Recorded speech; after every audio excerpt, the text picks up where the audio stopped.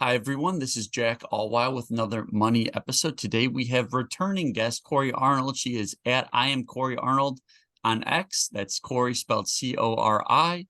In our first discussion, we talked through how she went from negative net worth to millionaire in 10 years while paying off $260,000 in debt. And today we're talking about her new book, Win with Your Money: From Negative Net Worth to Millionaire. So Cori, welcome back to the show. Yeah, thank you, Jack. It's really nice to be back. Really happy to be here. So you have a really cool story, and it had a lot of good feedback from our first discussion. So what caused you to want to write the book, and what can people expect from the book? Yeah, thanks, Jack. So about 2 years ago, I decided that I kind of wanted to share my story with the world. I realized that a lot of people don't necessarily try to set goals or try to go for goals just because they don't have a lot of hope, which is where I kind of found myself in my late 20s. Um, and really, the goal of the book is to really just provide hope, inspiration, and to show people that you can make mistakes with money. You can do, I share a lot of the mistakes I made and I was still able to overcome them and still, win with my money in the end. So that's really the goal of the book. I go into some of my life story, a lot of the mistakes I made, just because I want to show people that like there is nothing special about me. I made very common mistakes that a lot of people make.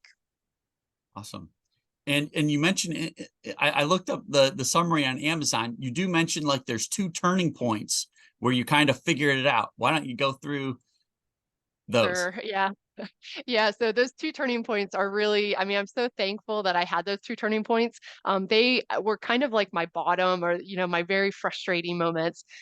So the first one, actually, it wasn't necessarily the thing that propelled me to change my behavior, but it really shifted my mindset. So I just happened to be watching a Susie Orman special on TV. And in case you don't know who Susie is, she's a best-selling author. She's a money expert. She's just very knowledgeable when it comes to money. And I happened to see her on TV. She was on stage and she brought this woman out on stage as well. And this woman was exactly like me. She was a natural spender. She had issues, with her spending. She could not reduce her spending. And Susie decided to bring out a rack of this woman's clothes worth $6,500. And then she brought out a pile of cash on the table worth $6,500. And she asked the woman a very simple question. Like today, I look at this and I think, what was I thinking? But at the time, this really changed my perspective. Would you rather have the cash or the clothes? And that's again, that's such an easy question, cash or clothes. But then I really started thinking about it. Cash in the future can buy you rent, it can buy you groceries, it's security. Cash, can be bartered for or traded or swapped with almost any good and service that you need in the future. Used clothes, they aren't going to get you much. Like you can't go to the grocery store and buy your food with used clothes. And it finally, like that really hit me that, all of this money that I've been wasting at the store, even if it's just like a couple extra purchases each trip, those really add up. And, stuff is not, I got to stop valuing stuff as much as I do. That was kind of my wake up call for that.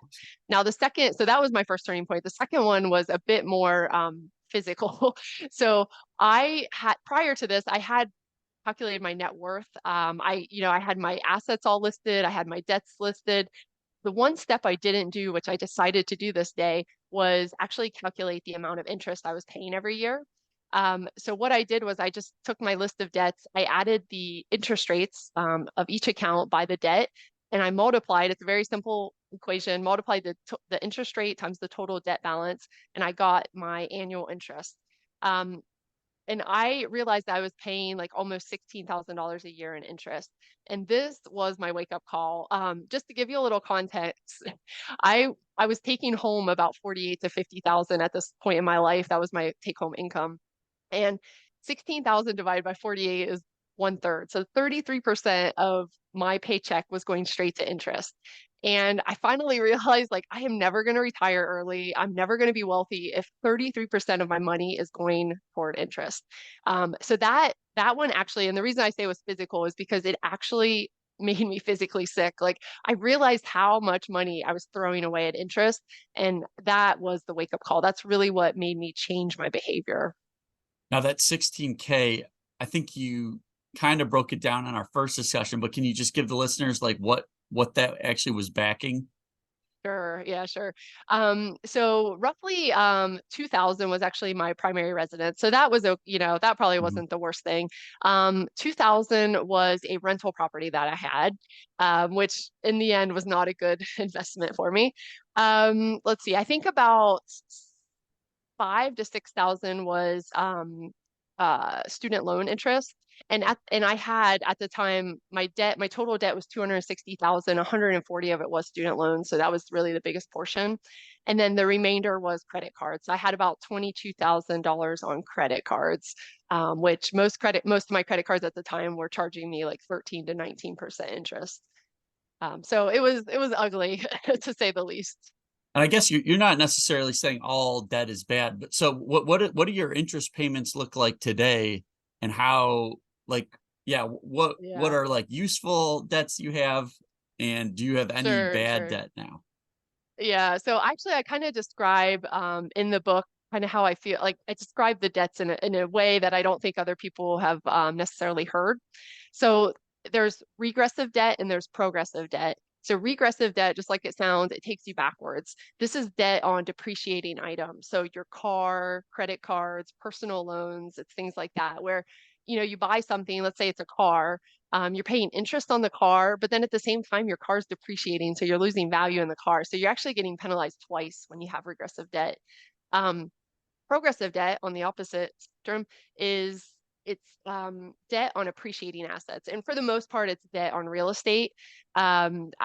It could be debt on a business startup potentially, but for the most part, it's real estate. And in the long run, real estate has had a very successful path. It's almost always gone up. I know there's been an exception or two, but for the most part, you can count on your property increasing over time.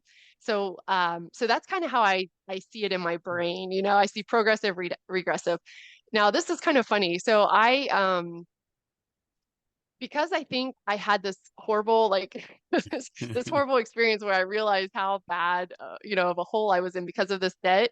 I didn't think I went ahead in 2016 when I paid everything off. I literally paid everything off, Oh, including my house at the time, and I've been debt free since. Well, then this past May, I decided to buy another property, and I went ahead and I actually, applied for a loan just like normal. I applied for the loan. I talked to my lender. She told me that the interest rate, the best she could do is like 6.8% or something like that at the time.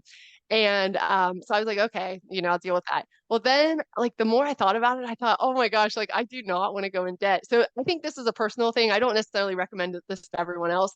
I actually, I basically sold off a lot of my non-retirement investments and purchased the house with almost all cash. Like I still have a few payments. Like I'm gonna have it paid off by the end of January. I don't necessarily recommend that for everyone. For me, it was like emotional. And this is where I think your emotions and your money have to be in alignment.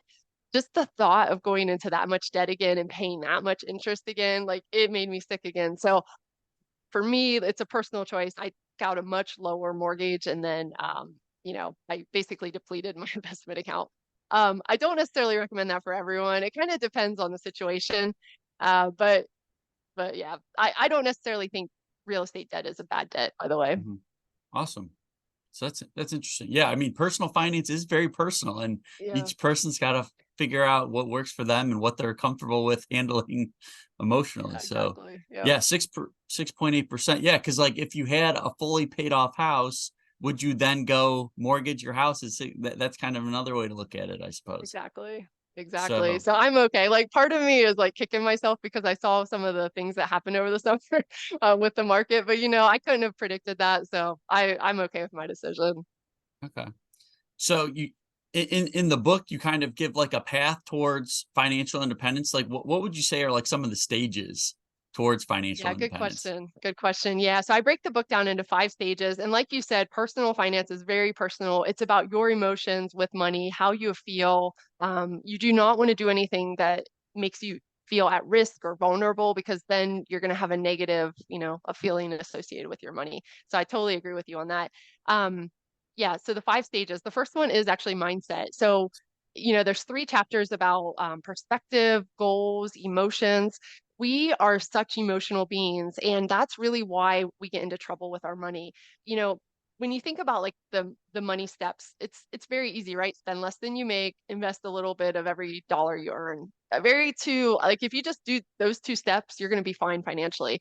The reason they're so hard though is because we're emotional beings. We have our egos, we have our image. We're trying to kind of maybe make a life that we necessarily, we might not be able to afford. Um, so because we are emotional beings, because we have access to credit, money gets so much more complicated. So the first three chapters are really about your mindset. Setting goals is actually one of the chapters as well. How do you set a big goal? How do you break it down into smaller pieces? There's a lot of focus on that.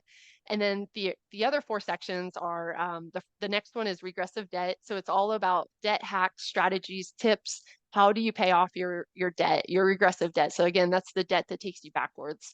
The third one is actually retirement investing. And there's a lot of debate about, do you focus on your debt first or do you focus on your retirement investing first? Again, it's a personal choice. The way I did it, I had my retirement set up. I wanted to at least get the employer match. So at the time, I think I was actually investing 10%. I think my employer only uh, matches 6%, but I had that set up, and I also kind of recommend this in the book. Like, set it up once. You don't want your retirement investing though to get you off track, get you distracted. You don't want that. You want to set it up once. It should be automated. And then don't really think about it until your regressive debt is paid off. So I still want your complete focus to be on your regressive debt, but if you can kind of do this in the background, not think about it, that's really the winning combination. And then we move on to progressive debt. So this is where you're buying real estate. It could be a small business. But this is kind of the fun point, because I don't know what the percentage is, but I'm sure it's above 90% of people need to take out a mortgage to buy their first house. That's kind of Yeah. how we live today. So it's definitely there. I talk about kind of the steps, how to not get emotional with your house. Don't overpay for your house. So there's a few tips about like the home buying process. And then I wrap it up with the non-retirement investing stage, which is really, this is the most fun stage when you get to this point. You're debt free, you've got a pretty good cushion in your retirement, and then your discretionary funds, you get to basically, treat them however you want. If you do want to spend a little more, you can give more, but you can also invest. You can open up a discount brokerage account, you can invest in real estate, you can invest in small businesses. For me, that's the most fun part of this whole book. Awesome. So what are you investing in those non-retirement accounts now?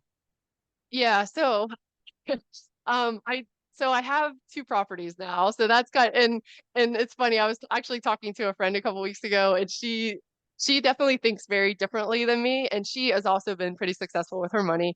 Um, she thinks that I'm crazy because I have these basically uh properties. They aren't income generating, but there's just they're paid off. So they're just kind of like cash sitting there. In her head, she would be like, taking out a ton of cash. She would be investing it somewhere else. She doesn't feel like you should just kind of let things sit. For me, though, this is the best path for me right now. And then when I actually did take my portfolio down to almost nothing in May, I was in a lot of index funds. So I'm a pretty simple investor. Like it took a while for me to learn because this didn't come natural to me, but I have realized that slow and steady really does win the race. I was also the person in my 20s investing in the Forex, which is the foreign exchange market. I was investing in penny stocks. So I was the complete opposite in my 20s. But I realized that those things don't actually work, even though you might feel it in the short term. Um, so it's a lot of index funds. It's a lot of growth stocks. I also like dividend paying stocks. So I kind of mix it up when it comes to stocks, but the majority of my money is pretty safe. It's in index funds. I have thought about going into rental properties. So I'm doing some research now. I can't, I don't know if that's going to happen or not, but it's fun to have the opportunity. Are you doing any like just treasury bills or bonds at the moment? Because a lot of Yeah. people are calling it like T-bill and chill. Just Uh-huh, exactly. That's funny. I'm personally not, but I have a really good friend who is a different friend.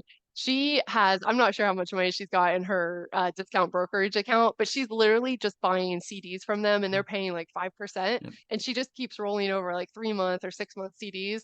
And I think that's our strategy for the next year or so until, until the rates kind of true up. Cool. So Cori, I guess I'd like to ask you, what question about the book have I not asked you? And then why don't you answer that question? Interesting. Um, let's see. I guess it's a good question. What do you want to learn about the books? I will show you the book. So this is the book. It's available on Amazon. I'm so excited about it. I really think it's going to help a lot of people. I think I started the call with this, but it's really about like providing hope. I want people to know that really I didn't come from wealth. I was a natural spender. My parents, even though I had lots of love growing up, they did not make much money at all. But I'm happy with my childhood because I learned a lot of lessons about hard work. I don't want people to think that, millionaires just inherited their money, they just got lucky, they won the lottery. And some I'm sure did, but the vast majority, it's they're not that special, They worked hard, they're consistent. So I think that's really the message of the book. That it's more about your work ethic. Actually, Angela Duckworth has a good quote in her book Grit, where I think she has a formula about grit and like who is successful and who isn't. And a lot of people thinks it comes down to talent, and it's really not talent. I mean, talent is part of the equation, but effort is much more important than talent. So I think, don't think, because if you don't think you're smart enough, or you're not in the right country or right city, don't discount yourself, because you have the ability to kind of jump out of your comfort zone. That's another piece of the book, I guess, that I talk about. You've got to take risks. It's scary. I grew up in a very rural area, and I ended up moving across the country to a large city on the West Coast. And it was scary. And I was still making bad decisions. Like, for example, I got my MBA and I went to my dream school instead of a school that was offering me a scholarship. So I was still making bad decisions, but at least I was taking risk and kind of learning through the process. Awesome. I like your message, and I like that regressive and progressive debt components. I haven't Thank you. really heard people say that, but I might start using those. So Awesome. very cool. Awesome. So besides Amazon, if people want to get in touch with you, where can they go? Yeah, so they can actually email me directly. I don't have my Twitter DMs open, but of Okay. course you can look me up on Twitter at I am Cori Arnold. You can go to my blog, which is winwithyourmoney.com, and there's a contact form there. You can actually email me directly. I'll just give you my email. It's insights@coriarnold.com. I'm happy to take messages. The Twitter DMs got too busy for me. So, the people who actually take the time to look me up, I'm happy to answer questions. I really like feedback and I like answering questions. So, I guess that's the downside of getting as big as you've gotten on Twitter or X. yeah. Okay, Cori, thanks so much for coming on. I think people are going to get a lot of value out of this discussion and your book. Yeah. Thank you so much, Jack. It's really been great being here.